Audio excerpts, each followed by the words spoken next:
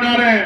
लेकिन जब मैं नगीन आया तो सिर्फ यहाँ जिले की टीम थी, भीम आर्मी आजाद समाज पार्टी की, और कुछ सीनियर नेता थे।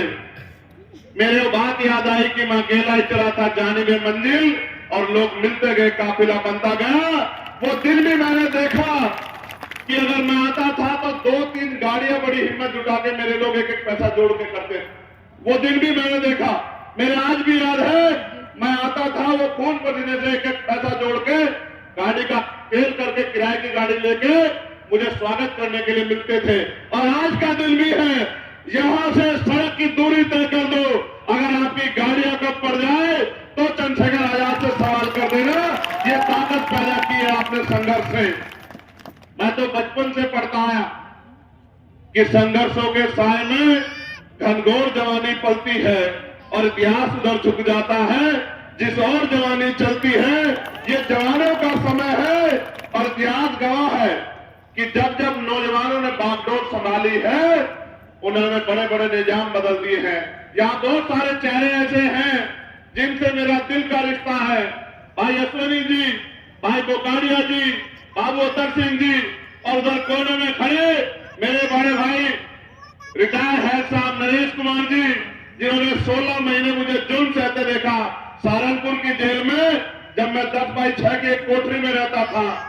आप भरोसा करो, मैंने बहुत सारे अधिकारी कर्मचारी देखे, लेकिन मैंने उनके जैसा ईमानदार आदमी कभी अपने जीवन में नहीं देखा पूरे जीवन। वो रोज आके मुझसे पूछते कि चंद्रशेखर किस चीज की जरूरत तो नहीं है। उस दिन मुझे एहसास हुआ कोई ईमानदारी से काम करे तो उसके साथ देने वाले बहुत सारे लोग होते हैं। मैं गांव में जाता हूं खाली केतली लेके, मेरी माँ मुझे आशीर्वाद भी देती है और अपनी मेहनत की कमाई का एक एक पैसा भी मुझे सौंपती है और मुझसे गले लग लग के रोती भी है। मैं भी भावुक हो जाता हूं। मैं भी गया था गांव में, उस गांव का नाम था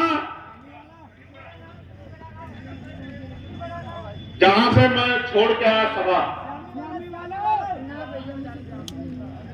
श्यामी वाला। मैं अपनी बात रख रहा था, एक माँ उठ के आई,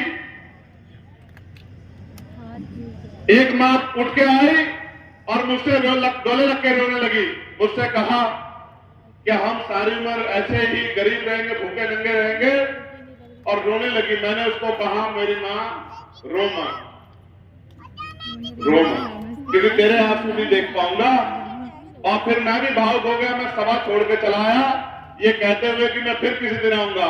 मैं आपसे कहना चाहता हूं, आपके रोने, तकलीफ में रहने, गरीबी में रहने, परेशान रहने के दिन खत्म होने वाले हैं। मेरी बात को आप याद रखना। मैं नगीना के लोगों से नहीं कह रहा हूं, मैं देश में रहने वाले हर गरीब, कमजोर, किसान, मजदूर, दलित, पिछड़े, आदिवासी, मुसलमान और हर बहन बेटी से कह रहा हूं, हर न्याय पसंद व्यक्ति से कह रहा हूं कि याद रखना मेरी बात को, कि अभी चंद्रशेखर आजाद शुरुआत कर रहा है। पहली बार पूरी मेहनत से हम लोग चुनाव लड़ रहे हैं। बताओ झूठ बोल रहा हूं, सच बोल रहा हूं? बताओ। हमसे पहले जो भी चुनाव लड़े हवाई लड़े। मुझसे मीडिया के लोग कहते हैं चंद्रशेखर आजाद आपकी जमानत जब्त हुई थी। मैं उनसे कहता हूं मुझे बड़ी खुशी है कि मेरी जमानत जब्त हुई।